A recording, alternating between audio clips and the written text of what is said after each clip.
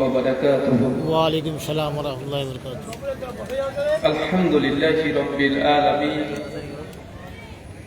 والصلاة والسلام على رسوله الأمين وعلى آله وصحبه أجمعين أما بعد. أعوذ بالله السميع العليم من الشيطان الرجيم من همزه ونفخه ونفسه. بسم الله الرحمن الرحيم.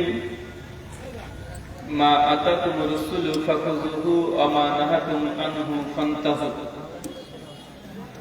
وقال الله سبحانه وتعالى: يا أيها الذين آمنوا أطيعوا الله وأطيعوا الرسول ولا تبطلوا أعمالكم. সমস্ত প্রশংসা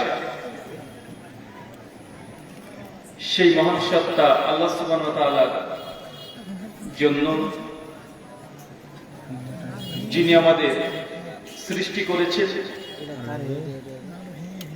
শুধু সৃষ্টি করেননি, এই পৃথিবীতে সহস্র কোটি মাখলুকাত সৃষ্টি করার পরেও যিনি আমাদের এই মানব জাতিকে সর্বশ্রেষ্ঠ জাতি, সর্বশ্রেষ্ঠ মাখলুকাত এবং সর্বশ্রেষ্ঠ নবী মুহাম্মদ আরবি সাল্লাল্লাহু আলাইহি ওয়াসাল্লামের উম্মত হিসেবে প্রেরণ করেছেন, সেই মহান সত্তা আল্লাহ সুবহানাহু ওয়া তাআলার সংক্ষিপ্ত শুকরিয়া সুজুদ আদায় করি। তার নিজেরই শেখানো ভাষা দিয়ে সকলে এক বাক্যে পড়ি আলহামদুলিল্লাহ। ভোগ্রাম ইসলাহুল মুসলিমিন মাদ্রাসার উন্নতি কল্পের উদ্যোগে আজ 2 দিন ব্যাপী ইসলামী আলোচনা সভা তারিখ 26 এবং 27 মে 2024। আজকের এই আলোচনা সভার অন্তিম দিন তথা দ্বিতীয় দিন। আজকের এই আলোচনা সভাটিকে সফল করার জন্য যারা সার্বিক দিক থেকে সাহায্য এবং সহযোগিতা করেছেন তাদের প্রত্যেকের নাম ধরে স্বতন্ত্রভাবে শুকরিয়া আদায় করা সম্ভব নয়। মহান সত্তা আল্লাহ সুবহানাহু ওয়া তাআলার কাছে দোয়া, এই প্রার্থনা, আল্লাহ সুবহানাহু ওয়া তাআলা আজকের এই আলোচনা সভাটিকে সফল করার জন্য যারা অর্থ, শ্রম, মেধা, দোয়া এবং পরামর্শ দিয়ে সহযোগিতা করেছে, তুমি তাদের প্রত্যেকের নেক জ্ঞান এবং নেক আমলগুলোকে কবুল করে নাও, সকলে করি আমিন। মহান সত্তা আল্লাহ সুবহানাহু ওয়া তাআলার কাছে দোয়া, এই প্রার্থনা, আল্লাহ সুবহানাহু ওয়া তাআলা আমরা মানুষ, আমরা কম বেশি ছোট বড় ভুল ত্রুটি বিচ্যুতি অন্যায় পাপ করে থাকি। আজকের এই আলোচনা সভার ওসিলায় আমাদের পেছনের ছোট ছোট গুনাহগুলোকে তুমি ক্ষমা করে দাও, সকলে করি আমিন। সম্মানিত সুধী, বাদ মাগরিব থেকে বিভিন্ন আলোচক তারা পবিত্র কোরআনুল কারীম এবং হাদিস মুবারাকা থেকে অনেক গুরুত্বপূর্ণ আলোচনা আপনাদের সামনে পেশ করেছেন। আমিও খুব সংক্ষিপ্ত পরিসরে একটি নির্দিষ্ট বিষয়ের কে সামনে রেখে কিছু নসিহত করার চেষ্টা করব, যেন এই নসিহতগুলো আমাদের এই দুনিয়াবী জীবন এবং মূল যে ডেস্টিনেশন তথা আমাদেরকে যে জায়গাতে আবারও ফিরে যেতে হবে, যেটা নিশ্চিত, 2 জায়গার জন্য যেন কল্যাণ নিয়ে আসে, এটাকে সামনে রেখে কয়েকটা নসিহত তথা উপদেশ হিসাবে কিছু কথা বলবো। তবে আলোচনা করবে শ্রোতাদের উদ্দেশ্যে কথা। যারা ভাবছেন যে রুহুল আমিন ভাই এসেছে, হয়তো আমার কাছ থেকে সুর বা গজল আশা করতে পারেন, তবে এমন আশা করবেন না, কেন আমি সুর অথবা গজল কোনটাই বলি না।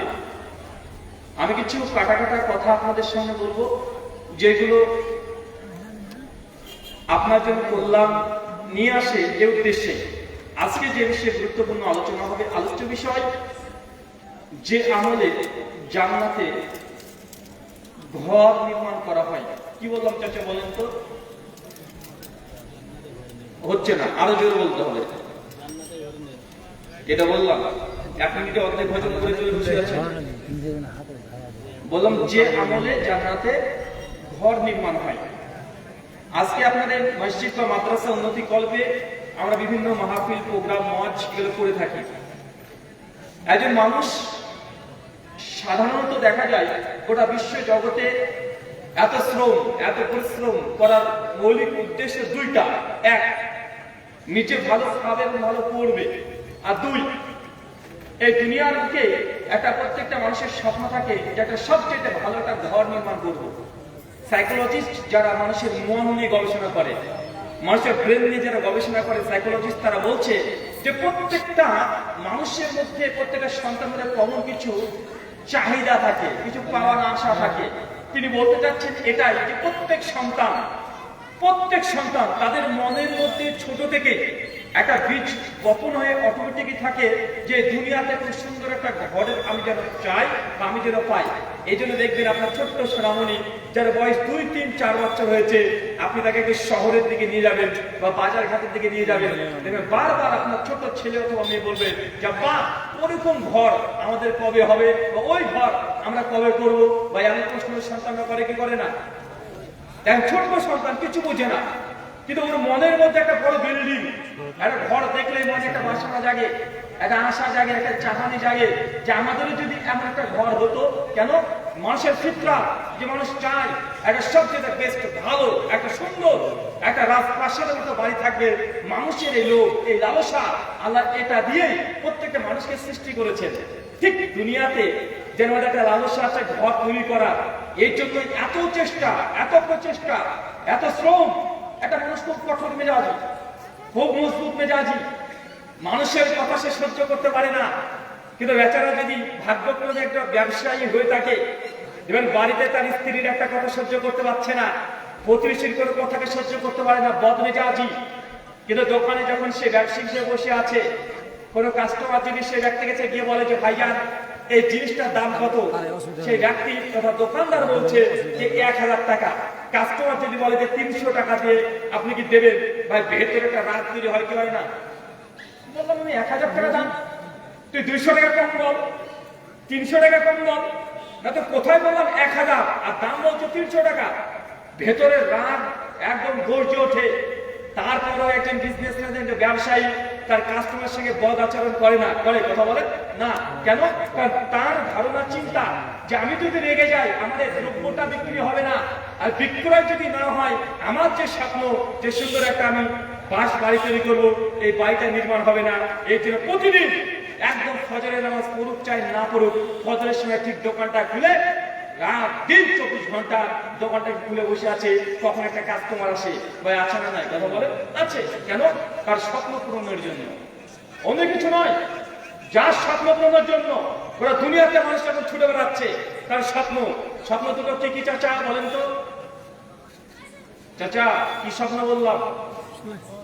একটা নিজে ভালো খাবে, ভালো পড়বে, আর 2 নাম্বার সুন্দর একটা বাড়ি তৈরি করতে চায়। মানুষ এই জন্য 50-60 বছর জীবন যত পরিশ্রম করে একটা বাড়ি তৈরি করতে, অনেক মানুষ তার আগে মৃত্যুবরণ করে, কিন্তু সুন্দর মনের বাসনা অনুযায়ী বাড়ি নির্মাণ করতে পারে। চাচা পারে না? কিন্তু পরিশ্রম কন্টিনিউয়াসলি করছে কি করছে না? প্রতিদিন করছে। ঠিক আল্লাহ সুবহানাহু ওয়া তাআলা আমাদেরকে জান্নাতে যখন যাব, জান্নাতে আল্লাহ সুবহানাহু ওয়া তাআলা আমাদেরকে ঘর দেবেন। ঘর প্রত্যেকে মানুষই পাবে।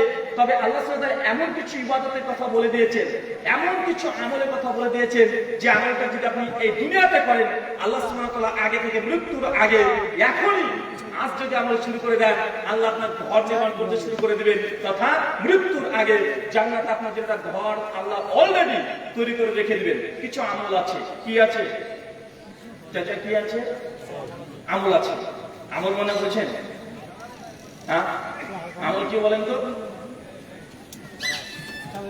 আমল হচ্ছে সালাত, মানে নামাজ, আর রোজা, আর হজ, যাকাত, এগুলো আমল। চাচা আপনার কখনো মনে হয়েছে যে বিড়ি না খাওয়াটা এটা একটা আমল? জি, আপনি বিড়ি খাবেন না, এটা যে আমল, এটা আপনি বুঝেন?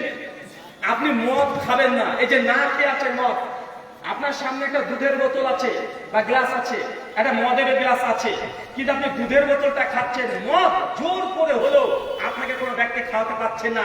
এই যে আপনি মদ থেকে বিরত আছেন, দূরে আছেন, এই দূরে থাকাটাও যে ইবাদত। এটা কখনো আপনার মনের মধ্যে জেগেছে যে আমি মদ খাই না, এটা ইবাদত? কেন জানেন? কারণ ইবাদতের সংজ্ঞা বুঝি না। ইবাদত কাকে বলে? আল্লাহকে খুশি করার জন্য কিছু জিনিসকে গ্রহণ করা আর কিছু জিনিসকে ছেড়ে দেওয়া। যেগুলো আল্লাহ নিষেধ করেছে সেগুলো ছেড়ে দিবেন, আল্লাহকে ভয় করে এমনটা করবেন না, ওই কাজ করবেন না, এটা ইবাদত। নামাজ পড়া যেমন ইবাদত, হজ করা যেমন ইবাদত, যাকাত দেওয়া যেমন ইবাদত, ঠিক একই ভাবে সুদ না নেওয়াটা ইবাদত, ঘুষ না নেওয়াটা ইবাদত, ঘুষ না দেওয়াটা ইবাদত, বিড়ি না খাওয়াটা ইবাদত, সিগারেট না খাওয়াটা ইবাদত। কেন? আল্লাহ নিষেধ করেছে, আল্লাহর ভয় দূরে আছেন, এই যে দূরে থাকা, এটা ইবাদত। এখন কি বুঝতে পারছেন? হ্যাঁ, এখন এমন কিছু ইবাদত আছে, চলেন তার আগে দেখে আসি যে আল্লাহ সুবহানাহু ওয়া তাআলা জান্নাতকে কিভাবে তৈরি করেছেন। সুনান আবু দাউদ হাদিস নাম্বার 4744, আবু হুরায়রা একজন বিখ্যাত সাহাবী, তিনি বলছেন যে আল্লাহ সুবহানাহু ওয়া তাআলা যখন জান্নাতকে তৈরি করলেন, চাচা কি তৈরি করলেন? জান্নাত। আমরা বোঝা যাচ্ছে জান্নাতকে আল্লাহ তৈরি করেছে, এটা আগে থেকে সৃষ্টি ছিল না, এটা পরে তৈরি করেছে। তো জান্নাতকে তৈরি করার পরে আল্লাহ ফেরেশতা জিবরিল, কাকে? কোন ফেরেশতা? যেটা জিবরিল আলাইহিস সালাম। এই ফেরেশতা সব মানুষের কাছে আসে না, আর যে মানুষের কাছে যায় সে ভাগ্যবান, হয় সে নবী রাসূলের অন্তর্ভুক্ত হয়ে যায় অথবা নেককার সালেহা এদের অন্তর্ভুক্ত হয়ে যায়। অনেক মানুষ মনে করে ফেরেশতা জিবরিল যার কাছে যায় সেই নবী হয়ে যায়, এ কথা সঠিক নয়। ফেরেশতা জিবরিল মারিয়ামের কাছে এসেছিল, আসে নাই? নবী নাকি মারিয়াম? না, ফেরেশতা জিবরিল যখন কোনো ওহী নিয়ে আসে নবুয়ত দেওয়ার জন্য, তখন সে নবী হয়ে যায়। কিন্তু ফেরেশতা জিবরিল যার কাছে যায় সেই নবী, এমনটা নয়। জিবরাইলকে আল্লাহ সুবহানাহু ওয়া তাআলা বলছেন যে জিবরিল যাও, জান্নাতকে তৈরি করেছি, জান্নাতকে দেখে এসে। তো যখন এই জান্নাতের কথা ফেরেশতা জিবরিল শুনেছে, আর আল্লাহ বলছে যাও জান্নাতকে দেখে আসো, ফেরেশতা জিবরিল সঙ্গে সঙ্গে জান্নাতে চলে গেছে।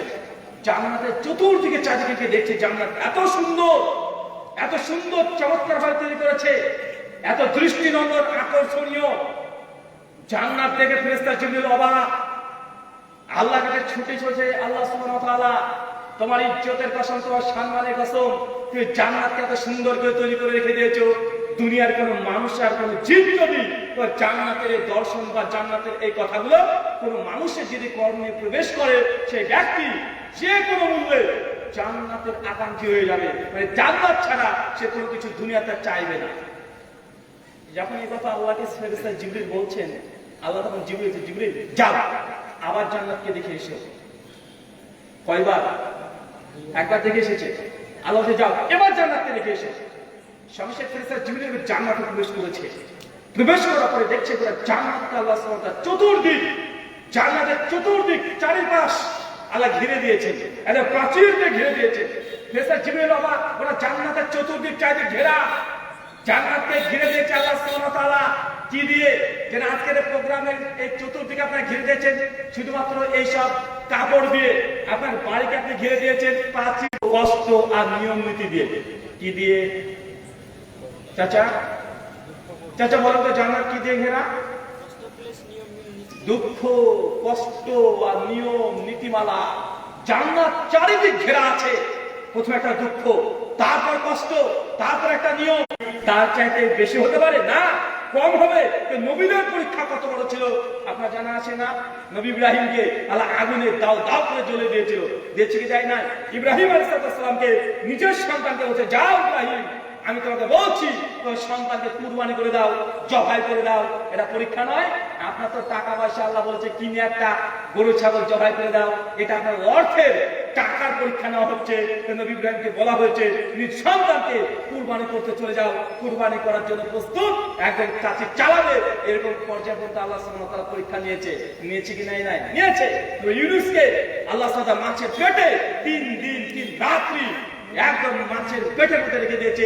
এটা পরীক্ষা নয়। চিন্তা, দুঃখ, কষ্ট, এগুলো দিয়ে জান্নাত ঘেরা আছে। আচ্ছা, জান্নাত কারা কারা চাই? একটু আব্দুল হয়ে যায়। মাশাআল্লাহ, নামা হাত নামা। ওই যে জান্নাতটা চাই, তবে মরতে চাই না। আমরা মরাবিহীন জান্নাত চাই, মরবো না, কোনো জান্নাত চাই। ভাই আমার মানুষ আছে নাই, ওই যে মরতে খুব ভয় লাগে, কিন্তু জান্নাত আমি চাই। আরে দেখেন, না মরলে জান্নাত যাওয়া যায়? আগে তো মরতে হবে। মানে আমরা জান্নাত চাই, কিন্তু হাত থেকে 1 টাকা খরচ করতে চাই না। জান্নাত চাই, কিন্তু নিজের প্রতিবেশীর হক আদায় করতে চাই না। জান্নাত চাই, পিতা মাতার হক আদায় করতে চাই না। ভাই আছে না ভাই? আছে। জান্নাত চাই কিভাবে? দুনিয়াও চাই, জান্নাত চাই, দুটোই চাই। মানে আমি দুনিয়াতেও খাবো, জান্নাতও চাই। এমন মানুষ আছে না নাই? এমন মানুষের কোয়ালিটি বেশি। জান্নাত ঘেরা আছে নিয়ম নীতিমালা দিয়ে। কি দিয়েছে চাই এবার? এতক্ষণ কি দিয়ে ঘেরা ছিল? দুঃখ আর কষ্ট। আর এগুলোকে আল্লাহ সুবহানাহু ঘিরে দিয়েছে নিয়ম আর নীতি দিয়ে। নিয়ম নীতি বোঝেন? নিয়ম নীতি বোঝেন না? চলেন আপনাকে নিয়ম নীতি কয়েকটা দেখিয়ে দিই। সেই ইমাম বুখারীর একটা কিতাব আছে আদাবুল মুফরাদ, হাদিস নাম্বার 965। সেই সনদে একটা ঘটনা বর্ণনা আছে। আল্লাহর নবী একদিন বসে আছেন, এইভাবে বসে আছেন, হঠাৎ করে সাহাবীরা চতুর্দিকে বসে আছে। হঠাৎ করে আল্লাহর নবী চিৎকার দিয়ে বললেন, খবরদার, তোমরা একটু রাস্তাতে বসবে না। চাচা কোথায় বসবে না? রাস্তাতে বসবে না। সাহাবীরা অবাক, ইয়া রাসূলুল্লাহ বলেন কি রাস্তাতে বসবো না মানে? আরে রাস্তাতে আমাদের ব্যবসা বাণিজ্য সবকিছু।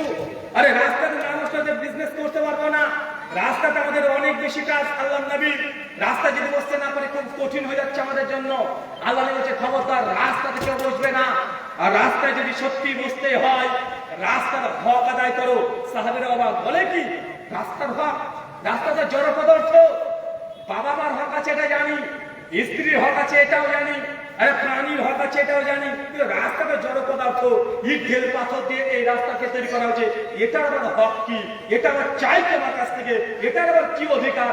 রাস্তাকে কিভাবে সম্মান করতে হয়? ইয়া রাসূলুল্লাহ, এটা তো বুঝলাম না।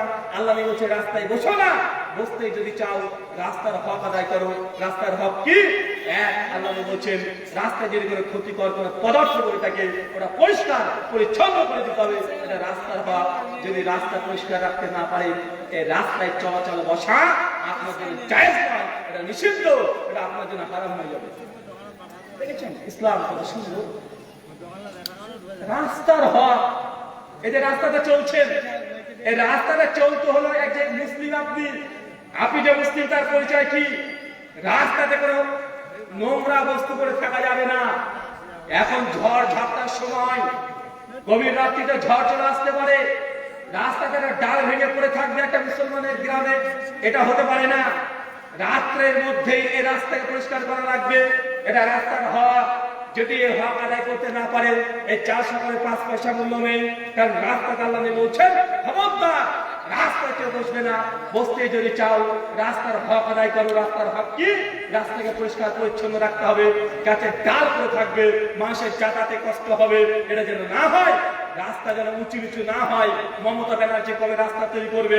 মুসলমানের বাচ্চা এই অপেক্ষায় বসবে না। কি করবে? এলাকার যুবক তরুণ যারা আছে প্রত্যেক বাড়িতে বাড়িতে গিয়ে 200-100 টাকা করে চাঁদা তুলে বস্তাতে করে মাটি নিয়ে এসে রাস্তাকে সমতল করে দিতে হবে। এটা রাস্তার হক। যদি আদায় না করেন, রাস্তা আপনার জন্য বসা জায়েজ নয়। কঠিন মনে হচ্ছে এটা? চাচা কি শিখলেন বলেন তো? চাচা কি শিখলেন এখান থেকে? এই যে আল্লাহর নবী যে বললেন যে জান্নাতকে ঘেরা আছে নিয়ম নীতি দিয়ে। নিয়ম নীতি বুঝতে পারছেন? রাস্তায় চলা যাবে না যে রাস্তার হক আদায় না করেন।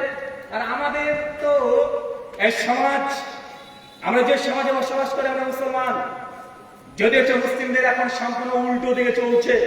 একটু যদি 19-20 হয়, গেছে এই ভাইয়ের সঙ্গে আমার ঝামেলা লেগে গেছে, পাশেই বাড়ি, সঙ্গে সঙ্গে আমি তখন আমার বড় ছেলেকে বলছি, বেটা যা, ওর সঙ্গে ঝামেলা হয়েছে, রাস্তা ঘিরে দে, দেখছি ও কোন দিক দিয়ে আসে। বাচ্চা না কথা বলে, রাস্তা ঘিরে অভ্যাস হচ্ছে না আমাদের ভাই। মানে একটু দ্বন্দ্ব ঝামেলা হয়েছে, ও রাস্তার প্রয়োজন নেই, ও অন্য কিছু করতে পারেনি, ওর ছেলেকে বলছে রাস্তা ঘিরে দে, ও কোন দিক দিয়ে যায় আমি দেখছি। রাস্তা যদি ঘিরে দেন, রাস্তার হক আপনি নষ্ট করেছেন।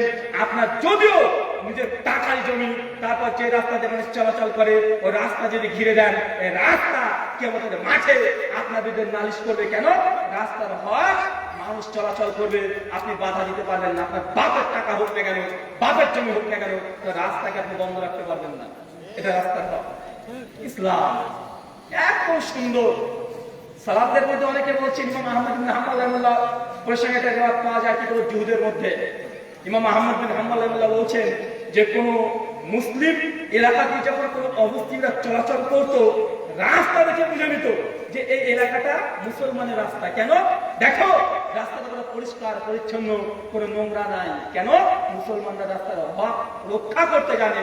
এই যে মুসলমানের এলাকার রাস্তা পরিষ্কার পরিচ্ছন্ন থাকে, রাস্তাতে কাটা টাটা থাকে না, উঁচু নিচু থাকে না, পরিষ্কার পরিচ্ছন্ন, বাড়ির বারান্দার মতো পরিষ্কার থাকে। এটা রাস্তার হক। আল্লাহ বলছে রাস্তায় বসো না, বসতে যদি চাও রাস্তার হক আদায় করো। রাস্তার হক কি? রাস্তাতে চেনা অচেনা যে যাবে, যদি কোনো মুসাফির ব্যক্তি হয়, সে যদি বলে যে ভাইজান অমুক বাড়িতে যাব, অমুক জায়গাতে যাব, আপনি যত বড় ব্যস্ত মানুষ থাকেন না কেন, সমস্ত ব্যস্ততাকে বন্ধ রেখে ওই প্রতীককে বলে দিতে হবে ভাইজান যে জায়গাতে যেতে চান এটা অমুক জায়গাতে যান, তাহলে ওই জায়গাতে পৌঁছাতে পারবেন। মানে মুসাফির ব্যক্তিকে রাস্তা দেখিয়ে দেওয়া, ঠিকানা দেখে দেওয়া, এটা রাস্তার হক। এই হক যদি আদায় করতে না পারেন, আপনার জন্য রাস্তায় বসা জায়েজ নয়, হারাম। এটা নিয়ম আর নীতি। চাচা বুঝতে পারছেন এখন নিয়ম নীতি কি? বলে তো জান্নাতের কি দিয়ে ঘেরা আছে? কি দিয়ে? নিয়ম নীতি। রাস্তাটা চলতে হলে এতগুলো নিয়ম নীতি লাগে। আর আমাদের ছেলেরা তো হচ্ছে উল্টো একদম। যদি ভুল করে করে যদি বলি যে ভাইজান এই যে আপনাদের গ্রামে আসবো, যদি ও চৌরাস্তাতে জিজ্ঞাসা করি, বলে ভাই কোন দিক দিয়ে যাবো, যদি হয় ডান দিকে, ও বলে দেয় বাঁ দিকে। ভাই এমন বদমাশ আছে না ভাই? আছে না ভাইজান? যদি বলি ডান দিকে, হয় তো বাম দিকে। মানে নিশ্চিত এমন অনেক ছেলেগুলো আছে। সূরা আবু দাউদ 26-27 নম্বর হাদিস, আল্লাহ নেই যে খবরদার তিনটে জায়গাতে প্রস্রাব পায়খানা ফিরবে না। কয় জায়গায় চাচা? কয় জায়গায়? 3 জায়গায় প্রস্রাব পায়খানা ফেরা যায় না। এক, যে রাস্তাতে মানুষ চলাচল করে ওই রাস্তায় প্রস্রাব পায়খানা ফেরা যাবে না। আপনি তো আল্লাহর অনেক বড় ওলি, ঝামেলা হলে ভাই সামনে পায়খানা করে চলে আসুন। আসেন না, কথা বলেন। আল্লাহ বলছেন যে রাস্তায় মানুষ চলাচল করে ওই রাস্তাতে প্রস্রাব পায়খানা ফেরা যাবে না। 2, যে পানি মানুষ ব্যবহার করে, যে পুকুর থেকে পানি মানুষ ব্যবহার করে, থালা বাসন মানুষ মাঝামাঝি করে, গোসল করে, এই গোসল করা এই পানির মধ্যে, পুকুরের মধ্যে কোনো মানুষ যেন প্রস্রাব পায়খানা না ফেরে, এটা হচ্ছে রাস্তার হওয়া, এটা পুকুরের হওয়া, জড় পদার্থ তার হওয়া। আল্লাহ বলছেন জান্নাত ঘেরা আছে নিয়ম নীতি দিয়ে। যে পানি মানুষ ব্যবহার করে ওই পুকুরে আপনি প্রস্রাব পায়খানা ফেলতে পারবেন না। আমাদের ছেলেরা করে কি করে ভাইজান দেখবেন, খুব ভালো করে দেখা যায়। ওই রাস্তাতে কি চলাচল করবেন, যদি কোনো ব্রিজ থাকে, ব্রিজ বোঝেন না, কালভার্ট রাস্তাতে 4-5 জন বন্ধু একদিন আগে দেখছি 4-5 জন বন্ধু একদম ব্রিজের উপরে দাঁড়িয়ে প্রতিযোগিতা করছে কার প্রস্রাবের স্পিড কত বেশি দূরে যায়। নিচে নদী আছে, এমন আছে না একটা বলে, মানে পুকুর দিয়ে ব্রিজ, নিচে পুকুর আছে, নদী আছে, 4-5 জন বন্ধু দাঁড়িয়ে দাঁড়িয়ে প্রস্রাব করছে, বলে কার স্পিড কত বেশি হয়, স্পিড করছে প্রস্রাবের। কত বড় খাটাস দেখেছেন ভাই? এমন মানুষ দেখা যায় না? আছে। আল্লাহ যে পুকুর থেকে পানি ব্যবহার করে ওই পুকুরে আপনি প্রস্রাব ফেরা যাবে না। আমরা বোঝা যাচ্ছে রাস্তার মধ্যে যদি কোনো গর্ত থাকে, ওই গর্ত বিশ্বাস করা যায় না। আল্লাহ বলছেন এই গর্তের মধ্যে ভাই জিনরা থাকে। কারা থাকে? কথা বলেন, কে থাকে? জিন। কয় জায়গায় প্রস্রাব ফেরা যায় না চাচা? কয় জায়গায়? এত তাড়াতাড়ি যদি বলে দেন আলোচনা শুনে তো লাভ নেই। আমি বলেছি না আমার আলোচনাতে সুর পাবেন না, গজল পাবেন না, কয়েকটা নসিহত পাবেন যেগুলো আপনি আগে হয়তো জানতেন বা নতুন করে কিছু জানবেন। এরকম কিছু জিনিস পাবেন। আল্লাহ বলছেন 3 জায়গায় প্রস্রাব পায়খানা ফেরা যায় না। 1, যে পুকুরে মানুষ পানি ব্যবহার করে। 2, যে রাস্তার মানুষ চলাচল করে। 3, যদি রাস্তাঘাটে কোনো গর্ত থাকে, গর্ত, বাড়ির আশেপাশে কোনো গর্ত আছে, গর্তের মধ্যে প্রস্রাব পায়খানা ফেরা যায় না। কেন? ওই গর্তের মধ্যে জিন, আমাদের ভাই জিন তারা থাকে, কষ্ট দেওয়া যাবে না। আর অন্য কিছু রিয়াতের মধ্যে আসছে যেখানে গোসল করেন, গোসলখানা, ওই গোসলখানায় পায়খানা বা প্রস্রাব ফেরা যাবে না। এই কয়টা জায়গায় প্রস্রাব পায়খানা ফেরা যায় না। আল্লাহ বলছেন জান্নাত তাআলা ঘিরে দিয়েছে নিয়ম আর নীতিমালা দিয়ে। এতক্ষণে বুঝতে পারছেন নিয়ম নীতি কাকে বলে? এটা হচ্ছে নিয়ম নীতি। রাস্তাতে চলতে হলে এতগুলো আপনাকে নিয়ম নীতি মেনে চলতে হবে। প্রস্রাব পায়খানা ফিরতে হলো মুসলমান যেমন তেমন করে প্রস্রাব পায়খানা ফিরতে পারে না। 10 লাখ টাকা দিয়ে একটা বাথরুম তৈরি করেছেন, যদি আপনি যাকাত দিয়ে দেন, এই 10 লাখ টাকা 10 কোটি টাকা দিয়ে পায়খানা বাথরুম তৈরি করেন, জায়েজ, ইসলাম হারাম বলেনি, যদি যাকাত আপনি ঠিকঠাক দিয়ে থাকেন। কথা বুঝতে পারছেন না ভাইজান? কিন্তু এই বাথরুমটা দেখাচ্ছে 20 লাখ টাকা দিয়ে তৈরি করেছে।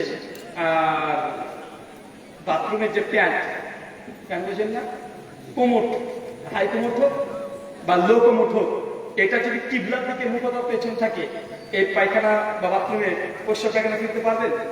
কথা বলেন, যাবে? যাবে না। কিন্তু একটা ছেঁড়া চর দিয়ে তৈরি করে যদি কোনো পায়খানা বাথরুম হয়, আর সেটা যদি কিবলার দিকে মুখ বা পেছনে না থাকে, এই পায়খানা বাথরুম প্রস্রাব ছেড়ে যাবে কি যাবে না? তারপরে প্রস্রাব পায়খানা তৈরি ইসলামের নিয়ম নীতিমালা আছে। চাচা যখন মসজিদে ঢোকে সে সময় কোন পা আগে ঢোকান? ডান পা। বের হওয়ার সময় বাম পা। যখন আবার ধরেন পায়খানা ঘরে ঢুকছেন বাম পা, বের হওয়ার সময় ডান পা। আমার বোঝা যাচ্ছে পায়খানা ঘরেও ইসলামের কিছু নিয়ম নীতি আছে। মানে পায়খানা চাপিয়েছে জোরে দুর্বল করতে ঢুকে যাবেন, পায়খানা প্রস্রাব করতে মুসলমানটা করতে পারে না, এটা হিন্দু খ্রিস্টান তারা করবে। আপনি মুসলমান মানে জান্নাত নিতে হবে, জান্নাত ঘেরাচ্ছে নিয়ম নীতি দিয়ে। এই যে নিয়ম নীতি এগুলো প্রত্যেকটা মানার পরে আপনার জান্নাত যেতে হবে। চাচা বাথরুমে আছেন, মোবাইলে ফোন এসেছে, এখন মোবাইলে ফোনটা বের করে আসসালামু আলাইকুম ভাই কেমন আছেন বিআই বলতে পারবেন? কেন? নিয়ম নীতি আছে। বাথরুমে আছেন, হাঁচি উঠেছে, হাঁচির জবাব দিতে পারবেন? পারবেন না। কেন? কারণ জান্নাত ঘেরা আছে নিয়ম নীতি দিয়ে, আর এই নিয়ম নীতি মেনে আপনাকে জান্নাত যেতে হবে। এতক্ষণ আপনার কাছে এতটা বললাম, এত যদি বুঝতে পারেন তাহলে আপনি এই আলোচনার অনেক অংশ নিজে থেকে এখন তৈরি করে নিতে পারবেন। এরপরে আল্লাহ সুবহানাহু ওয়া তাআলা ফেরেশতা জিবরিলকে বলছে, জিবরিল যাও জাহান্নামকে তৈরি করেছে, জাহান্নাম থেকে এসো। চাচা ভাই বলেন কি তৈরি করেছে? জাহান্নাম। জাহান্নামকে যখন তৈরি করেছে বলেছে ফেরেশতা জিবরিল জাহান্নামকে দেখতে চলে গেছে। সূরা আবু দাউদ হাদিস 4744। জাহান্নামকে দেখার পরে ফেরেশতা জিবরিল ভয়ে একদম এত ভয় পেয়েছে, এসে করে জাহান্নাম দাও দাও করে আগুন জ্বলছে, আগুনের জ্বালা এই দুনিয়ার আগুনের চাইতে 70 গুণ বেশি তাপ। আপনি হয়তো ভাবছেন যে হুজুর আপনি কি বলেন, আগুন তো আগুন, আগুনের তাপ কেবল বাড়ে কমে নাকি? জি, আগুনের তাপ বাড়ে, আবার আগুনের তাপ তীব্র হয়ে যায়। হয় কি হয় না? হয়। ভাই লম্ফ, আগে লম্ফ ব্যবহার করতেন না? আচ্ছা লম্ফের আগুনও আগুন, স্টোভের আগুনও আগুন, দুই আগুনের তাপ পার্থক্য আছে না নাই? আছে না নাই? আবার যেগুলো ঝাল দেওয়া মেশিন, ঝালাই করে না ভাইজান, ঝালাই করা যে মেশিন থেকে যে আগুনটা ফিনকিতে বের হয় ওটাও আগুন। তাপের পার্থক্য আছে না? আছে। আবার দেখবেন বিভিন্ন গিরিপথে দাও দাও করে আগুন জ্বলছে, পাথরকে গলে যায়। দুনিয়াতে এমন কিছু দেখতে পান না ভাইজান? আছে। মানে আগুনের মধ্যে পার্থক্য আছে। আল্লাহ সুবহানাহু ওয়া তাআলা বলছেন, জিবরিল দেখার করে বলছেন যে জাহান্নামকে আল্লাহ তৈরি করেছেন আগুন দিয়ে, একদম দাও দাও করে জ্বলছে। জাহান্নাম দেখে জিবরিল পালিয়ে চলে এসেছে। আল্লাহ তোমরা জাহান্নাম যা তৈরি করেছো, কোনো মানুষ যদি জাহান্নামের বর্ণনা শোনে কখনো পশ্চিমকালে যে কোনো মূল্যে এই জাহান্নাম থেকে মানুষ বাঁচার চেষ্টা করবে, জাহান্নামটা বাঁচার চেষ্টা করবেই, তার মাকসাদ উদ্দেশ্য এটা হয়ে যাবে। আল্লাহ এরপরে ফেরেশতা জিবরিল তাই যাও তো এবার জাহান্নামকে দেখে এসো। চাচা বলেন তো জাহান্নামে কাকে পাঠাচ্ছে? আবার কাকে? জিবরিলকে। কয়বার করে পাঠাচ্ছে? জান্নাতে কয়বার পাঠিয়েছে? 2 বার। জাহান্নামে কয়বার পাঠাচ্ছে? 2 বার। এবার ফেরেশতা জিবরিল জাহান্নামে উঁকি মেরে দেখছে, দেখছে গোটা জাহান্নামকে আল্লাহ সুবহানাহু ওয়া তাআলা ঘিরে দিয়েছে। এর আগে কি ঘিরে ছিল? জান্নাত। কি দেখে রেখেছে? নিয়ম নীতি দুঃখ কষ্ট দিয়ে। এখন জাহান্নামকে আল্লাহ ঘিরে দিয়েছে। জাহান্নামের চতুর্দিকে ঘেরা আছে, চতুর্দিকে তাকে দেখছে। জাহান্নামকে ঘেরা আছে, শুধুমাত্র মানুষের মন যা চায় তাই করবে, মানুষ জাহান্নামে চলে যাবে। জাহান্নাম কি দিয়ে ঘেরা? জাহান্নাম কি ঘেরা? মানুষের মনের বাসনা দিয়ে। মানে আপনার ইচ্ছা, আপনার খয়েশ যা চায় তাই করবেন, আপনি জাহান্নামে চলে যাবেন। জান্নাত আল্লাহর ইচ্ছাতে ঘেরা, জাহান্নাম মানুষের ইচ্ছাতে ঘেরা। এই দুটো কথাকে পরিষ্কার বুঝতে পারছেন? জাহান্নাম কি দিয়ে ঘেরা? আপনার মনের বাসনা দ্বারা মন যা চায় তাই করবেন, ফলাফল জাহান্নাম। সহিহ বুখারী কিতাবুন নিকাহ হাদিস নাম্বার ৫৬৩ আল্লাহ নবী বলেন, আর নিকাহ মিনাস সুন্নতি ফামান রাগিবা সুন্নতি ফালাইসা মিন্নি। বিবাহ করা হচ্ছে আমার সুন্নাত, যে ব্যক্তি আমার সুন্নাত থেকে বৈরাগ্য পোষণ করবে ফালাইসা মিন্নি, তারা আমাদের দলভুক্ত নয়। চাচা বলেন তো বিয়ে করা কি? বিয়ে করা কি সুন্নাত? এটা ইবাদত কি ইবাদত নয়? বিয়ে করা ইবাদত কি ইবাদত নয়? আচ্ছা আপনি যখন হজ করতে যান তখন মনে করেন যেটা একটা ইবাদত, মনে হয় না এটা একটা ইবাদত করতে যাচ্ছেন? যখন নামাজ পড়েন তখন মনে হয় না এটা একটা ইবাদত? আচ্ছা যখন আপনার মেয়ের বিয়ে দিতে যাচ্ছেন তখন কি আপনার মনের মধ্যে বলে যে আমি একটা ইবাদত করছি? কখনো প্রশ্ন আসে না? আপনার আসে না? আল্লাহ নবী বলছেন যে বিয়েটা হচ্ছে একটা সুন্নাত, বিয়ে হচ্ছে একটা ইবাদত। আচ্ছা সত্যি যদি বিয়েকে আপনি ইবাদত মনে করেন তো আপনার মেয়ের বিয়েতে 3 দিন আগে থেকে গ্রামের গোটা গ্রামে ডিজে গান বাজনা পার্টি কিভাবে বাজতে পারে? বাজে কি বাজে না? ডিজে বাজে, গান বাজে। চাচা, যদি বিবাহ যদি ইবাদত হয় তো এই বিয়েকে কেন্দ্র করে 3 দিন 4 দিন আগে থেকে গান ডিজে পার্টি বাজছে, একদম মানুষ উচ্ছৃঙ্খল ভাবে এই গান বাদ্যযন্ত্র চলছে। অথচ আল্লাহ নবী আলাইহিস সালাম যখন কোন গান বাদ্যযন্ত্র শুনতেন কানে আঙুল প্রবেশ করে দিতেন। যতক্ষণ গান আর বাদ্যযন্ত্র আসতো তুমি ততক্ষণ কানের আঙুল বের করতো না। কেন? আল্লাহ নবীকে নিষেধ হারাম করে দিয়েছে। কিন্তু আপনার মেয়ে আপনার ছেলের বিবাহ সম্পূর্ণ হয় না গান আর বাদ্যযন্ত্র না হলে। ভাই সমাজে চলছে কি চলছে না? চলছে। আচ্ছা, হলুদ মাখানো হয়? হ্যাঁ চাচা, আপনার মেয়ের যখন বিয়ে দিয়েছিলেন হলুদ মাখানো হয়েছিল না? আচ্ছা, হলুদ মাখানো কি মনে করেন আপনি? আচ্ছা চাচা, আপনার মেয়ে যখন হলুদ মাখাচ্ছিল পাড়ার মানুষগুলো, আপনি আপনার মেয়েকে হলুদ মাখিয়েছেন? হ্যাঁ, সুনান আবু দাউদ 465 নম্বর হাদিস। আল্লাহ নবী বলছেন, কোন ছেলে অথবা মেয়ে তার যদি আপন 2 ভাই বোন হয়ে যায়, বয়স যদি 10 ক্রস করে যায়, এক বিছানায় ঘুমাতে পারবে না, নিষিদ্ধ, হারাম। কথা মনে কঠিন হয়ে যাচ্ছে নাকি? আপনার ছেলে একদম 2 ভাই অথবা আপনার 2 মেয়ে বয়স যদি 10 হয়ে যায়, এক বিছানায় ঘুমাতে পারবে না, নিষিদ্ধ। ওবায়দুর রহমান মকফুরি বলছেন এই হাদিসের ব্যাখ্যা করতে গিয়ে, যদি সম্ভব হয় 7 বছর পার হয়ে গেলে ছেলে মেয়ের বিছানা আলাদা করে দিতে হবে, এক বিছানায় ঘুমানো যাবে না। যদি সম্ভব না হয় তাহলে একটা বিছানায় ঘুমাতে পারে, তবে এক চাদরের নিচে নয়, 2টো আলাদা চাদর দিয়ে দিতে হবে। কেন?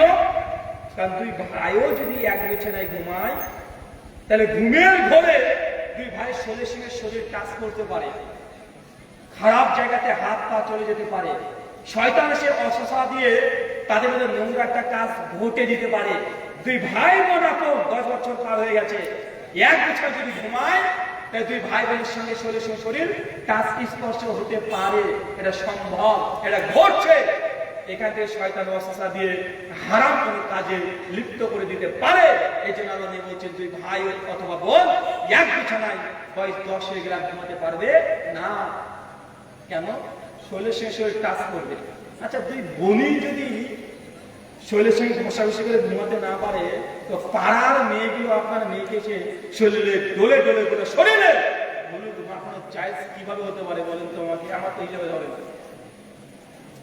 যদি পাড়ার মেয়েগুলো আপনার মেয়েকে হলুদ মাখানো জায়েজই হতো, তাহলে বাপ আগে মেয়েকে হলুদ মাখাতো।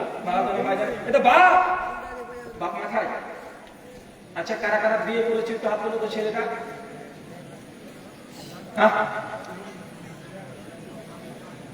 এ কটা, বাকি কি আনম্যারিড? আচ্ছা, বিয়ে করার সাথে গোসল করেছিলেন? গোসল করার প্রথা আছে?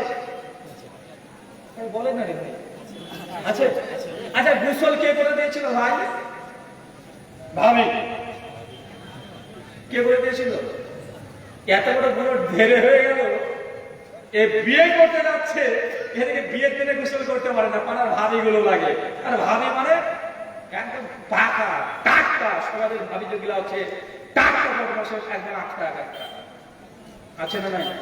আমাদের ইন্ডিয়ান রিপোর্ট বলছে শতকরা পরকীয়ায় যেগুলো লিপ্ত আছে তার মধ্যে 53% দেবর আর ভাবির সঙ্গে পরকীয়ায় আছে। মানে বড় ভাইয়ের বউর সঙ্গে ছোট ভাইয়ের সম্পর্ক আছে, একদম ঘনিষ্ঠ সম্পর্ক। পরকীয়ার সম্পর্ক সবচেয়ে দেবর আর ভাবির মধ্যে সবচেয়ে বেশি। কেন? কারণ আপনি মনে করছেন ভাবি মানে আমার অর্ধেক, বা সমাজে আসে না নাই কথা বলে। আর দেবর শব্দটাও খারাপ। দেবর মানে জানেন কি? দেবর মানে কি?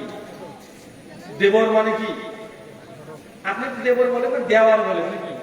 ওটা দেওয়ার না, ওটা বাংলা ভাষাকে ধর্ষণ করা হয়েছে। ওটা যে দেবর, এটা বিশুদ্ধ বাংলা কি? দেবর। দেবর মানে দ্বিতীয় বর। কেন দ্বিতীয় বর?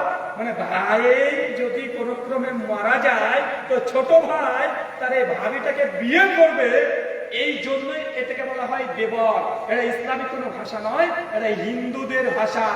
হিন্দুরা মনে করে যে বড় ভাই যদি মারা যায় এই মেয়েটিকে আর কেউ বিয়ে করতে পারবে না। তাদের ধর্মে তিনটে আইন আছে। এক, স্বামী যদি মারা যায় তো স্বামীর সঙ্গে স্ত্রীকে আগুন দিয়ে সতীদাহ করে দিতে হবে, ডাল ডাল করে চলে দিতে হবে। এটা হচ্ছে হিন্দু ধর্মের আইন, যে সতীদাহ প্রথা বলা হয়। জানা আছে না নাই? আছে। আর কোন মেয়ে যদি সতীদাহ হতে না চায় তাহলে কি করবে? যদি স্বামী মারা যায়, স্বামীর যদি কোনো ছোট ভাই হয়, সে ছোট ভাই যদি বলে ঠিক আছে আমি আমার বৌদির সঙ্গে বিয়ে করতে রাজি আছি, তাহলে এই মেয়েটিকে আর সতীদাহ করা হবে না, সেকেন্ড ছোট ভাইয়ের সঙ্গে বিয়ে দিয়ে সংসার করবে। এই জন্য হিন্দু ফিলোসফি অনুযায়ী, দর্শন অনুযায়ী বড় ভাইয়ের ভাই ছোট ভাইকে বলা হয় দেবর। তো আপনি কি হিন্দু নাকি? হ্যাঁ বলেন, আপনি হিন্দু? মানে যখন বড় ভাইয়ের বউ ছোট ভাইকে বলছে যে দেবর, মানে দ্বিতীয় বর, মানে দ্বিতীয় স্বামী, এই শব্দ বলা যাবে না। কি বললাম? এই শব্দ বলা যাবে না, শব্দটা নোংরা। সহিহ বুখারী ৫,৬৩ নম্বর হাদিস আল্লাহ বলেছেন ভাবি আর আপনার ভাষায় বলি দেওয়ার, মানে স্বামীর ছোট ভাই, এদের সঙ্গে সম্পর্ক হবে কি? মৃত্যু। কি বলেন তো? মৃত্যু। মানে ভাবি যদি তার ছোট ভাইকে দেখে, মানে তার স্বামীর ছোট ভাইকে দেখে, ভাবি এখানে থাকবে না, এরকম সম্পর্ক। কেন? এখান থেকে সবচেয়ে বেশি ফিতনা হয়। তাই ভাবি আর দেবর আপনার ভাষা অনুযায়ী এর সম্পর্ক হবে মৃত্যু। কিন্তু শয়তান আপনার কানে এসে হিসেবে করে দিয়েছে দেবর আর ভাবির সম্পর্ক মানে ভাবি মানে অর্ধেক। বাসা না নাই? দেবর শব্দ বলবেন না। কি বললাম বলেন তো? যেসব মেয়েরা আছে আপনাদের স্বামীর ছোট ভাই যদি থাকে, আপনাদের ছোট ভাই, কি বলবেন? কি বলবেন? শুধু ভাই। দেবর শব্দকে বাতিল করতে হবে। এই শব্দের মধ্যে নোংরামি লোকে আছে। আল্লাহ সুবহানাহু ওয়া তাআলা আমাদের বুঝার তৌফিক দান করো, সকলে বলি আমিন। সম্মানিত সুধী, যে কথা বলছিলাম, জাহান্নাম ঘেরা আছে মানুষের মনের বাসনা দ্বারা। মন যা চাই তাই করবেন, তারা আপনি জাহান্নাম চলে যাবেন। শুধু এক বিয়েতে যে পরিমাণে নোংরামি করা হয় সমাজে, এরকম নোংরামি অন্য কোনো জায়গায় আমার দেখা নেই। আপনি চাচা মনে করছেন আপনার মেয়ের বিয়ের পূর্বে আল্লাহকে নারাজ করে দিয়ে মেয়েটা শ্বশুর বাড়িতে সুখী থাকতে পারে? আপনি আপনার মেয়ের বিয়ে দিয়েছেন আল্লাহকে নারাজ করে। বিয়ের প্রথম থেকে শেষ পর্যন্ত অধিকাংশ নিয়ম সবগুলো হারাম, গুনাহ কাবিরা পর্যন্ত করছেন। একদম মেয়েকে দেখতে আসা থেকে শুরু করে, মানে আপনার মেয়েকে দেখতে আসবে, আপনি বাড়ির বারান্দাতে মেয়েটিকে অর্ধনগ্ন অবস্থায় বসে রেখে দিয়েছেন। আর যে ছেলে দেখতে আসছে ও যে থার্ড জেন্ডার বোঝেন, মানে ও ছেলে না, ও হিজড়া। ও কি বলেন তো ভাইজান? হিজড়া। বিয়ে করবে ও, আর দেখতে আসছে কে? গোটা পাড়ার মানুষকে নিয়ে চলে এসেছে, দুই বন্ধু চলে এসেছে, পাক্কা বদমাস। নিজের দুলা ভাইকে নিয়ে আসে, বাসে আসে না? আসে না ভাইজান? মেয়েটাকে বলে বারান্দা রেখে দিয়েছে অধলঙ্গ অবস্থায়, আর ছেলে পক্ষে সাহেবের মোবাইল ধরে দাঁড়িয়ে আছে, মানে মেয়ের আপনার ছবি তুলছে। আর আপনার বাপ, আপনি বলছেন না যা করছে করুক আমার মেয়ের সঙ্গে আজকে। এরা বর পক্ষ কিচ্ছু বলে যাবে না। কিছু বললে আমার মেয়ে যদি বিয়ে ভেঙে যায়, আছে না নাই? এটা হারাম হচ্ছে প্রথম থেকে। ইসলামের শরিয়া অনুযায়ী যদি মনে করতে পারেন এটা কঠিন কথা, যে মেয়েটাকে আপনি দেখতে যাবেন বিয়ের উদ্দেশ্যে, আপনার প্রতিবেশী ভাই তো দূরের কথা, আপনার দুলা ভাই তো দূরের কথা, আপনার বাপ, সেও মেয়েটার প্রথমে সুরাত বা চেহারা দেখাটা তার জন্য জায়েজ নয়। যতক্ষণ না বিয়ে হচ্ছে, কথা বুঝতে পারছেন? যতক্ষণ না বিয়ে হচ্ছে। ওই যে সমাজে একটা উল্টো আছে না চাচা? আছে। তারপরে হাত ধোয়া, থুবড়া খাওয়ানো, তারপরে গলার মালা চেঞ্জ করে দেওয়া, বিয়ে বাড়িতে এসে গেটটাকে একদম ঘিরে রেখে দিয়ে লাল ফিতে টাঙিয়ে ১,০০০-৫,০০০ টাকার দাবি করা, সবগুলো নষ্টামি ভণ্ডামি, সব অবস্থিত হিন্দুদের কাছ থেকে মুসলমানের এই বিয়ে করতে ঢুকে গেছে। আপনি যে বিয়ে করাটা ইবাদত, এই ইবাদত আপনি মনেই করেন না। বিয়ে যদি ইবাদত হয়, আল্লাহ বলছেন আর নিকাহ মিনাস সুন্নাতি ফামান রাগিবা সুন্নাতি ফালাইসা মিন্নি, বিয়ে করা হচ্ছে আমার ইবাদত, আমার সুন্নাত। যে ব্যক্তি সুন্নাত থেকে বৈরাগ্য পোষণ করবে সে আমাদের অন্তর্ভুক্ত না। তো আপনি কি সুন্নাত মোতাবেক বিয়ে করেন? আপনার মেয়ের কি সুন্নাত মোতাবেক বিয়ে দিয়েছেন? না। কেননা বিয়েকে আপনি মনে করেছেন যে এটা সামাজিক প্রথা, সমাজে বিয়ে না করলে হয় না, তার জন্য আপনি বিয়ে নিজেও করছেন, মেয়ের বিয়েও দিচ্ছেন, এটা সমাজে চলছে। কিন্তু বিয়ে যে ইবাদত, এটা আপনি কোনো মনেই করেননি। মনে রাখবেন আগামী ভবিষ্যৎ কি হবে নির্ধারণ কখন করবেন? কখন করবেন? সমাজ কিভাবে দেখতে যাচ্ছে কখন কখন আপনি এটাকে নির্ধারণ করবেন বলেন তো ভাইজান? তখন কথা মানে আপনার মাথার উপর দিয়ে যাচ্ছে নাকি? আগামী দিনে আরো সহজ করে বলি, ধরেন আপনার ছেলেকে আপনি কি হিসাবে দেখতে চাচ্ছেন, এই ডিসিশন, এই সিদ্ধান্ত কখন নেবেন? কখন বলেন? প্রশ্ন বোঝা যাচ্ছে না? আচ্ছা, আমার বাংলা কি খুব কঠিন মনে হচ্ছে নাকি? তো কথা প্রশ্ন বুঝতে পারছেন? মানে আপনি আপনার ছেলেকে কি হিসাবে দেখতে চান বড় হলে? মানে ছেলে কি করবে? ডাক্তার, মাস্টার, হুজুর, খেজুর কি হিসাবে দেখতে চান? এই যে সিদ্ধান্ত কখন নেবেন? কোন সময় নেবেন? কোন সময়? বিয়ে করার আগে। আপনারা কি মনে করছেন কোন সময়? হ্যাঁ, ছোট থেকে। মাশাআল্লাহ। আর বলেন, যেজন বলেন কোন সময় দেখতে চান? সঠিক কথা হচ্ছে আপনি যখন স্ত্রী নির্বাচন করবেন, বিবাহ করবেন, বিয়ের পূর্বে সিদ্ধান্ত নিতে হবে আপনি বিয়ে কেন করছেন, আপনার সন্তানকে কি করতে চান। বিয়ে করার আগে সিদ্ধান্ত নিয়ে আগে স্ত্রীকে সেইভাবে নির্বাচন করতে হবে, স্ত্রী যে গতি ভবিষ্যৎ প্রজন্ম আসবে সেই গতি। এখন আপনি একজন হুজুর মানুষ, আপনি যদি আপনার বিয়ে করেন ক্যাটরিনা কাইফের মধ্যে সুন্দর খুশি খুঁজে বেড়ান, তো আপনার ছেলে যদি হয় ও কি হবে? ও আইজাক নিউটন, ও ওই যে কি জানে বলে বিভিন্ন সিনেমা নায়কের মতো ও নাচ গান ডান্স এগুলো তো করবে, তাই না ভাই? জান, তাই আপনি যদি মনে করেন যে না আমি চাই যে আমার পরবর্তী প্রজন্ম সন্তান যেগুলো আসবে ডাক্তার জাকির নায়ক তৈরি করবো, অথবা আমি শেখ আল্লামা নাসিরুদ্দিন আলবানীর মতো মুহাদ্দিস তৈরি করবো, তো আপনি বিয়ে করার পূর্বে সিদ্ধান্ত নিয়ে নেন যদি এমন যে তৈরি করতে হয় তার ক্যাটরিনা কাইফকে বিয়ে করে লাভ নেই, আমাকে বিবাহ করতে হবে একদম ধার্মিক পরিষ্কার পর্দাশীল মেয়ে, যে চিন্তা যে তার সন্তানকে তৈরি করবে বড় মাত্রার আলেম। তাই স্ত্রী নির্বাচন আগে করেন, সন্তান অটোমেটিক আপনারা যে চিন্তা সন্তান ওই কোয়ালিটির হয়ে যাবে। কথা বুঝতে পারছেন না ভাইজান? কিন্তু আমরা তো উল্টো, আমরা হওয়ার পরে দুজন দুই গতি। স্ত্রী বলে আমার ছেলেকে আমি ভর্তি করব একদম ইংলিশ মিডিয়ামে, আর স্বামী হচ্ছে না আমি ভর্তি করবো তাকে হুজুর তৈরি করবো। আমার মার বাপের মধ্যে ঝামেলা আছে না? কথা বলেন আছে। তাই নিজেদের সিদ্ধান্ত যতক্ষণ চূড়ান্ত না হচ্ছে ততক্ষণ আপনি কোন জিনিসকে ফাইনাল করতে পারবেন না। আল্লাহ সুবহানাহু ওয়া তাআলা আমাদের প্রত্যেকটি সিদ্ধান্ত আপনি তৌফিক দান করে সকলে করি আমিন। চাচা দুটো মেসেজ দিয়েছি, কি কি বলেছি বলেন তো? এক, জান্নাত কি দিয়ে ঘেরা? দুঃখ কষ্ট নিয়ম নীতি। আচ্ছা, জাহান্নাম কি দিয়ে ঘেরা? মনের বাসনা। কার মনের বাসনা? আপনার। মন যা চায় তাই করবেন জাহান্নাম। মন চাইছে এটা বিড়ি খায়, খান, মনের অবস্থায় জাহান্নামে যাবে। মন চাচ্ছে এটা জর্দা খায়, আপনি খান, জাহান্নামে যাবেন।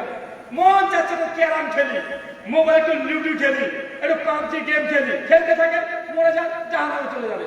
মন যা চায় তাই করবেন, ফলাফল জাহান্নাম। আর মনের বাসনা আপনার যা চায় তাই করবেন, ফলাফল জাহান্নাম। আর আল্লাহর ইচ্ছাতে চলবেন, ফলাফল জান্নাত। এই হচ্ছে জান্নাত। দুটো সিম্পল বিষয়। আপনার মনের ইচ্ছা জাহান্নাম, আল্লাহর ইচ্ছা জান্নাত। গোটা আলোচনায় সার হলো এই দুটো কথা নিয়ে বাড়িতে যাবেন, আর দুটো কথাকে সামনে রেখে আপনি নিজে বুঝতে পারবেন যে এটা কোনটা জান্নাতি আমল আর কোনটা জাহান্নামী আমল। এই জন্য আপনার আলম হতে হবে না। দুটো ওসুল দিয়ে দিয়েছি, এই দুটো ওসুল দিয়ে বাড়িতে চলেন, রাস্তাঘাট চলাচল করবেন, নিজেই বুঝতে পারবেন যে আপনি জান্নাতি আমল করছেন না জাহান্নামী আমল করছেন। চাচা এখন বুঝে যাবে কি যাবে না? যাবে কি যাবে না? আচ্ছা, এসব আমাদের পরে কারা কারা টিভিতে গিয়ে একদম সিরিয়াল দেখেন? চাচা আপনার তো চিনি আমি, আপনার 30 বছরের, আপনার প্রায় 30 বছর ধরে আপনি এশার নামাজের সুন্নাত দ্রুত গতিতে পড়ে চায়ের দোকানে গিয়ে চা অর্ডার দেন আর সিগারেট নেন বা পান নেন, আর একদম হিন্দি সিনেমার গান হোক, নাটক হোক, সিরিয়াল হোক আপনি প্রতিদিন দেখছেন, আছে না নাই? চাচা মরলেই যাবেন না, কেমন যাবে? হ্যাঁ, নামাজ পড়ছেন, রোজা করছেন, কালেমা আছে, শিরিক করেন না, ইনশাআল্লাহ রহমান আল্লাহ নবীর ওসিলাতে সুপারিশে একদিন না একদিন জান্নাত যাবে। কিন্তু মরার পরে আগে জাহান্নামে যেতে হবে, তারপরে জাহান্নামে যাওয়ার পরে অনেক বছর থেকে আল্লাহ যদি চান তখন জান্নাত দিতে পারে, কিন্তু আপনি যত নামাজ হজ জাকাত করেন না কেন, হারাম করবেন, ভাবছেন যে না মনে এগুলো শাস্তি হবে না, এগুলো শাস্তি আগে হবে, জান্নাত পরে হবে, আগে জাহান্নামের সিদ্ধান্ত হবে। কথা বুঝতে পারলেন না এতক্ষণ? এই হচ্ছে কথা, সংক্ষিপ্ত কথা। চলেন কিছু ইবাদতের কথা বলি, যে ইবাদত গুলো করলে জান্নাতে ঘর আল্লাহ আগে থেকে তৈরি করে রেখে দিবেন। তিনজন মানুষকে আল্লাহ জান্নাতে আগে থেকে ঘর দিয়েছিল। কয়জন? তাছাড়া কয়জনকে আল্লাহ জান্নাতে ঘর আগে থেকে দিয়েছিল? কয়জন? তিনজন। নাম বলতে পারলেন? একজন আসিয়া, আর দুই? জি, একজন আসিয়া বলেছেন, দুই সুমাইয়া, মাশাআল্লাহ, তিন জোরে বলেন।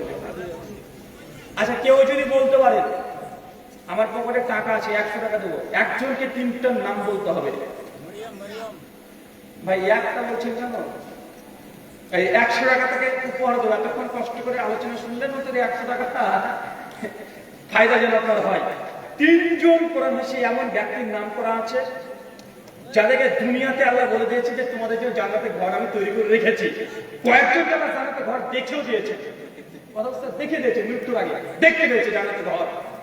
তিনজনের কথা কমপক্ষে কোরআন হাসি আছে, বলেন। আচ্ছা নেন, বলতে হলে 200 টাকা দেবো, বলেন। তিনজন ট্রাই করেন। আচ্ছা, তিনজনের জন্য 300 টাকা। মারিয়াম, 4টে অলরেডি হয়ে গেছে, পাবে তো তিনজন, 4টে, একজন বেশি হয়ে গেছে নাকি? আচ্ছা আর বলেন, আরে বলেন না রে ভাই, এতদিন মত শুনছেন, আলোচনা শুনছেন।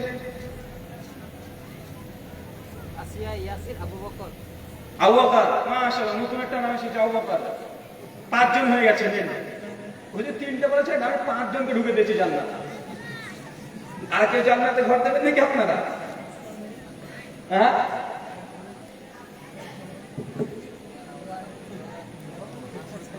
জি বলেন, দুটোই বলেন দেখি।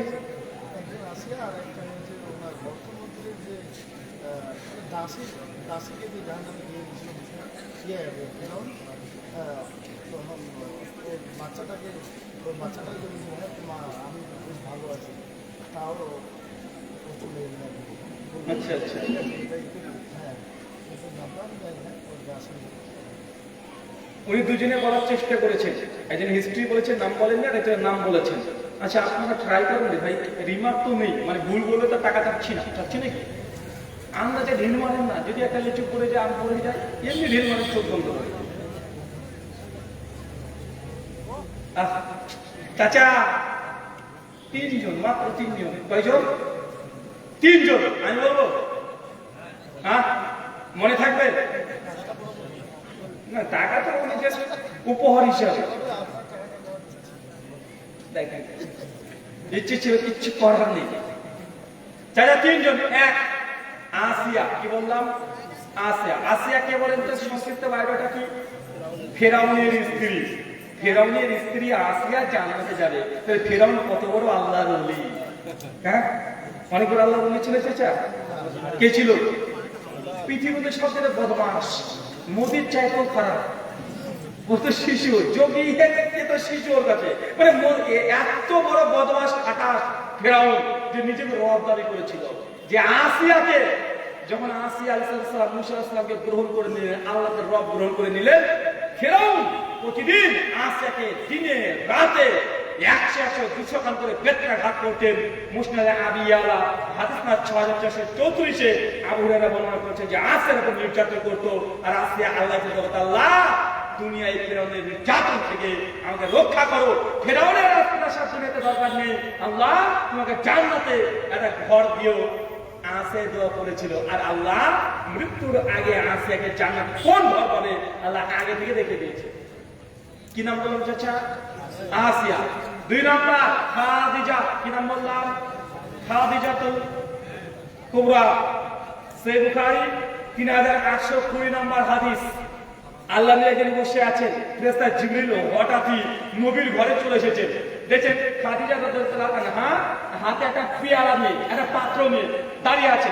জিবরিল এসে বলছে, ইয়া রাসূলুল্লাহ, ওই যে দেখেন আপনার স্ত্রী খাদিজা হাতে একটা পাত্র আছে, আল্লাহ খাদিজাকে সালাম দিয়েছে, আর খাদিজাকে বলেন যে আল্লাহ খাদিজা পেয়ে এত খুশি হয়ে গেছে যে খাদিজার জন্য আল্লাহ জান্নাতে আগে থেকে ঘর তৈরি করে দিয়েছে। আচ্ছা, কার জন্য জান্নাতে ঘর আগে থেকে তৈরি হয়ে গেছে? খাদিজা। চিন্তা করছে যেসব নাস্তিক, ইহুদি, খ্রিস্টান, মুশরিক যারা বলে মুসলমান ধর্মে, ইসলাম ধর্মে নারীর কোনো অধিকার দেয়নি, অথচ দুজন যে জান্নাতে ঘর পাবে দুজনই আগে থেকে নারী, একজন আসিয়া, একজন খাদিজা। আরেকজন পুরুষ মানুষ ছিল, নাম কি? ওমর বিন খাত্তাব। কি নাম বললাম? ওমর বিন খাত্তাব। সে বুখারী 3242 নম্বর হাদিস। ওমর বিন খাত্তাব তিনিও জান্নাতে ঘর পাবে। তাছাড়া বলেন তো তিনজনের নাম পাশাপাশি বলতে থাকেন তো। আসিয়া, খাদিজা আর ওমর ইবনুল খাত্তাব, এই তিনজন ব্যক্তিকে আল্লাহ জান্নাতে আগে থেকে ঘর দিয়েছে। আচ্ছা, আমরা কারা কারা জান্নাতে ঘর চাই? এবার আপনি হাত তুলেন। কে কে জান্নাতে ঘর চাই? কে কে চাই? মাশাআল্লাহ, দুই হাত তুলি আমরা, দুই হাত তুলি। আল্লাহ তুমি কবুল করো, আমিন। আল্লাহ আমাদের প্রত্যেকের জান্নাতে একটা করে যেন ঘর পাওয়া সেইভাবে তুমি কবুল করে সবাই করি আমিন। হাত আমরা নামিয়ে নিই।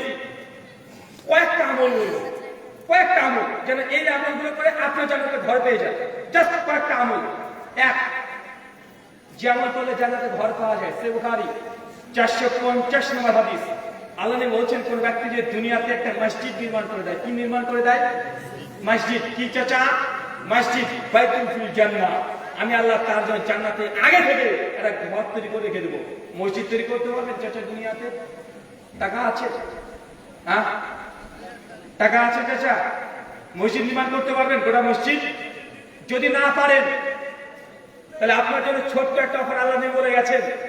যেহেতু আপনার টাকা নাই, সুনান দারিমি হাদিস 459, আল্লাহ বলছেন, কোন ব্যক্তি যদি প্রতিদিন সকাল বিকাল যে কোনো সময় 10 মাস প্রায় ক্লাস পাঠ করে বাইতুল ফিল জান্নাহ, আমি আল্লাহ তাকে জান্নাতে ঘর দিয়ে দিব। কি বলতে হবে? সূরা ইখলাস। তাও আমি তো জানি না ক্লাস, আমি তো আর আলেম না। হ্যাঁ, আপনি ক্লাস জানেন না, অনেক বাঙালি আছে আমাদের সূরা ইখলাস জানি না, তবে কুল হুয়াল্লাহু আহাদ এই সূরাটা ঠিকই জানে। অনেক মা আছে, বোন আছে, খালার আছে, দেখে জিজ্ঞাসা করে, এই সূরা ইখলাস জানো খালা? না গো বাচ্চা, আমি তো জানি না। তো কোন সূরাটা জানো? কুল হুয়াল্লাহু আহাদ। হ্যাঁ জানি, কুল জানে, ইখলাস জানে না। তো যেটা কুল হুয়াল্লাহু আহাদ ওটাকে সূরা ইখলাস বলা হয়। কয়বার বলতে হবে চাচা? কয়বার? তাহলে কি পাবেন? জান্নাতে ঘর। 3 নম্বর আমল, সুনান তিরমিজি হাদিস 415, আল্লাহ বলেছেন, কোন ব্যক্তি যদি করতে হোক 12 রাকাত সুন্নাত নামাজকে ইবাদত করে বাইতুল ফিল জান্নাহ, আমি আল্লাহ জান্নাত থেকে ঘর দেব। কি করতে হবে? কি করতে হবে? 12 রাকাত সুন্নাত নামাজ। ওই যে ফজরের পূর্বে 2 রাকাত আছে, যোহরের আগে 4 রাকাত, পরে 2 রাকাত, মাগরিবের পরে 2 রাকাত, এশার পরে 2 রাকাত। এই 12 রাকাত কেউ যে নামাজকে ইবাদত করে, সুন্নাত নামাজ, ফরজ নামাজ পড়ার পরে এই সুন্নাত 12 রাকাত নামাজ যদি কেউ পড়ে, আর এই নামাজ পড়েন বাড়িতে, কোথায়? সুন্নাত নামাজ কোথায়? বাড়িতে। আল্লাহ বলছেন, বাইতুল ফিল জান্নাহ, আমি আল্লাহ জান্নাত থেকে ঘর দেব। কয়টা আমল দিয়েছি? কয়টা করা যাবে? হ্যাঁ, 3টে দিয়েছি। কয়টা? 3টে। এক, মসজিদ নির্মাণ করা। যার টাকা নাই সে কি করবেন? এই আমলটাই একদিন করলে হবে না। ভাবছেন যে হুজুর বলে গেল কেউ যদি 10 বছর এই ক্লাস পাঠ করে আল্লাহ জান্নাতে ঘর দেবে, তো আজকে এখন শুরু করে দিলেন, 10 বার হয়ে গেছে, আর ভাবছেন জান্নাতে ঘর রেডি হয়ে বসে আছে। জি না, এটা একদিন করলে হবে না। এটা আমল, এটা আমলের সলে নেক আমল। মানে মৃত্যু পর্যন্ত হসপিটালে ভর্তি আছেন, যান যায় যায় কিন্তু ব্রেন ঠিক আছে, অমনি মনে চলে আসছে আজকে আমি সেই ক্লাস পড়িনি 10 বার, এবং সঙ্গে সঙ্গে আপনি পড়তে শুরু করে দিয়েছেন। এইভাবে মৃত্যু পর্যন্ত যদি আমলটা করতে পারেন, এই ছোট্ট আমল, জান্নাতে ঘর দেওয়া হবে। একদিন 2 দিন করলে হবে না। কথা কি বুঝতে পারছেন? চাচা বোঝা যাচ্ছে?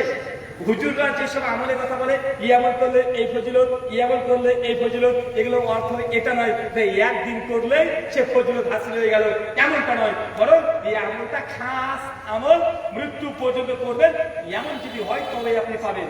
আল্লাহ সুবহানাহু ওয়া তাআলা আমাদের এই কথাগুলো বোঝার তৌফিক দান করে সকলে করি আমিন। 3টি আমল। 1, প্রতিদিন 10 বছর ক্লাস পাঠ করা।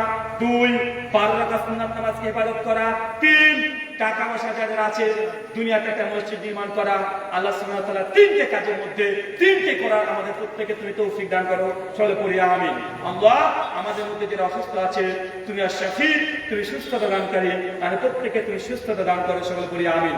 আমাদের মধ্যে যারা এখনো হালাল উপার্জন করতে পারি না, আল্লাহ সুবহানাহু ওয়া তাআলা তুমি আর-রাজ্জাক, তুমি রিজিক দাতা, আমাদের প্রত্যেককে হালাল উপার্জন দিয়ে পূর্ণ করে দাও, সকলে পড়ি আমিন। যারা ঋণগ্রস্ত, আমাদের এই ঋণের আযাব, এই বোঝা আমাদের উপর থেকে তুমি তুলে নাও, সকলে পড়ি আমিন। ওয়ামা আলাইনা ইল্লাল বালাগ। আসসালামু আলাইকুম ওয়া রাহমাতুল্লাহি ওয়া বারাকাতুহু।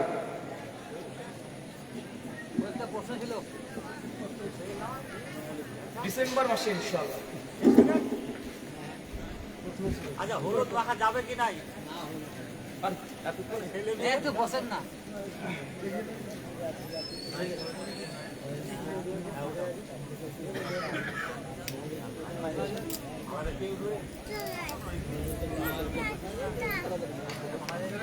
বিয়েতে বিয়েতে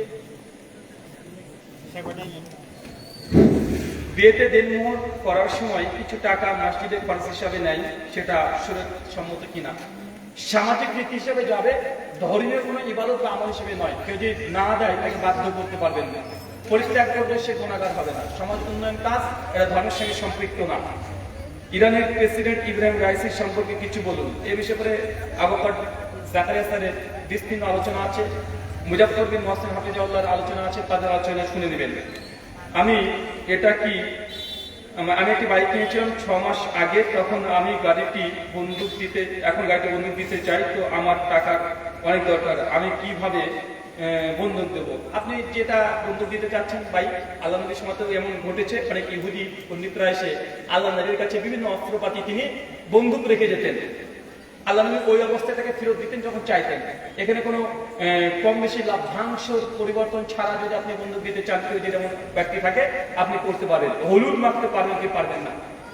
হলুদ মাখার কোনো প্রমাণ পাওয়া যায় না কোরআন হাদিসে, কোন সহিহ হাদিসে পাওয়া যায় না, সাহাবীদের কোনো আমল দ্বারা পাওয়া যায় না, তাবেঈনদের কোনো আমল দ্বারা পাওয়া যায় না। বিন বাস রাহিমাহুল্লাহ একদম সালাফ থেকে, ইমাম আহমদ বিন হাম্বল থেকে শুরু করে সকলের নিকটে এটা বৈধ কাজ নেই। অনেকে বলতে চান ছেলেরা ছেলেদের হলুদ মাখাতে পারে, এর মধ্যে কোনো হাদিস নয়। বরং যে হাদিস আপনাকে বলেছি যে একজন ছেলে, প্রাপ্তবয়স্ক ছেলে আরেকজন প্রাপ্তবয়স্ক ছেলের গোপন অঙ্গে হাত দেওয়াটা জায়েজ নয়, জায়েজ নয়।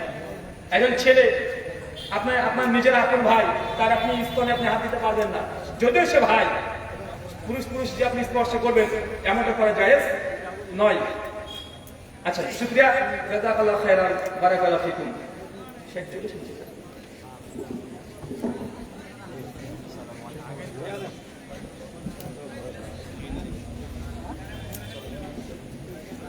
আসসালামু আলাইকুম।